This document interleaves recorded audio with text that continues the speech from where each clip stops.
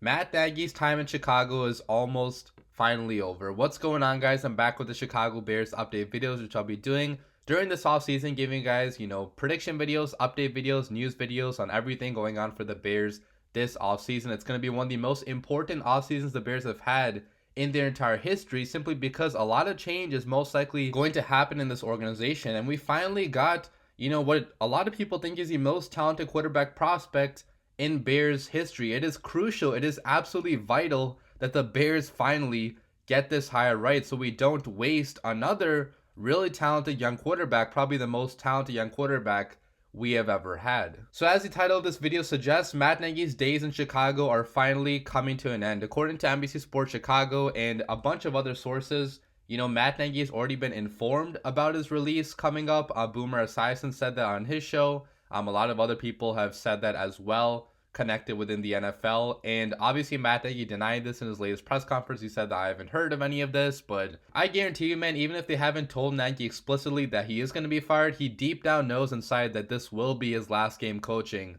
for the Chicago Bears. Okay, Ian Rappaport also talked about this. He said that, league-wide, they anticipate Matt Nagy to be fired. So it's pretty much a guarantee, okay, that Matt Nagy, come this Monday, is going to be fired. He will coach his last game with the Chicago Bears this Sunday against the Minnesota Vikings. This news isn't surprising at all, given the fact that the Bears have crumbled under Matt Nagy this season. Okay, we had another, 5+ game losing streak like we have had, each of the last 3 years now, right? Like each of the last 3 years, 2019, 2020, 2021, we have had at least a 5-game losing streak. And well-coached teams don't do that, okay? You don't lose 5 in a row with a good coach, regardless of the talent on your roster. And this season was just the culmination of all the disappointments that we have seen in the Matt Nagy era. It started with a lot of excitement in 2018. He won Coach of the Year, had an offense that ranked top 10 in scoring, a lot of trick plays, a lot of cool stuff that we saw with Mitch Trubisky. He got to the Pro Bowl as well, and we obviously had one of the best seasons we have had in recent memory in 2018. So that was fun, that was exciting, but we haven't even came close to the level of success in any of the seasons following 2018. In 2019, we had an offense that ranked 29th based on yards. Mitch Trubisky took massive steps backwards. We went 8-8, and it was a very disappointing season, and a season that a lot of people thought the Bears could be contending for the Super Bowl. So we made some changes after 2019. We hired a new offensive coordinator, got rid of Mark Helfrich, hired Bill Lazor from the Bengals, and made a couple other changes, but nothing really changed on the Bears offense. Okay, our offense still was really bad. In fact, it took some steps backward in some areas, and we only finished, 26th in yards in 2020. And Mitch Trubisky, played his final season as a member of the Chicago Bears. We did make the playoffs though in 2020, which is part of the reason why Matt Nagy and Ryan Pace were brought back for the next season. It was because of the fight apparently that their team showed down the stretch, but that fight only came against some of the worst competition in the NFL, right? Like the Jaguars, the Texans. So we beat up on those bad teams, scored a lot of points against those teams to save, I guess, Matt Nagy's job and to give him one final chance in 2021, but he completely failed with that chance. Okay, the Chicago Bears drafted Justin Fields last year in, well, it's probably the most exciting draft pick in Bears history. Okay, I've never seen this many Bears fans excited about any pick probably ever in my life watching the Bears, right? So we were all super excited about this new quarterback, how talented he was, and we thought that, hey, maybe Matt Nagy might finally find a way to get a capable offense with this young quarterback. But that could not have been further from reality, okay? The Bears in 2021 so far ranked 28th in yards per game. They ranked 26th in points per game. They're dead last in passing offense. And, all the steps that we wanted to see our young quarterback take this year, he wasn't able to take them in part because of how bad the coaching was, the scheme was, and the players around him, right? And it started from the beginning. I mean, you saw in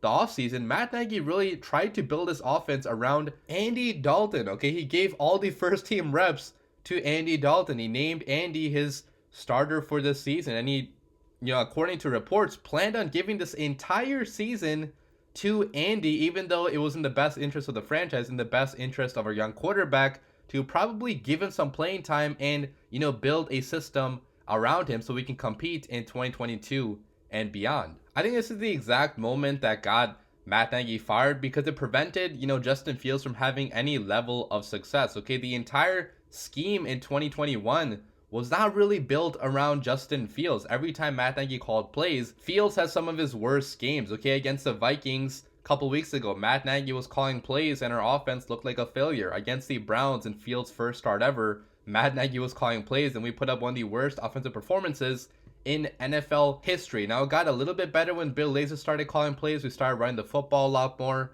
You know, we had more motion going on with Justin Fields. We had some concepts going on that made things a little bit easier for Fields, but Bill Lazor also is not known as being, you know, one of the top minds in the NFL, right? Like there's a reason why he's not an offensive coordinator anywhere else and he had to, you know, accept a job with Matt Nagy. So the entire staff that Matt Nagy constructed and his scheme that he crafted himself was a failure on the NFL level. And it was really never a success, guys. I mean, the only success he had was in 2018. And even in that year, guys, his offense ranked 21st in yards per game. The points that we scored, a lot of the reason for that was because of how great our defense was with Vic Fangio and the great field position that they got every single game. It took the Bears way too long to realize this. They probably should have fired him last year, but Matt Nagy simply is not fit out to be an offensive play caller or a head coach in this league at this point in time, in my opinion. Okay, is he a nice guy? Yeah, I truly do believe he is a nice guy. He's donated so much money to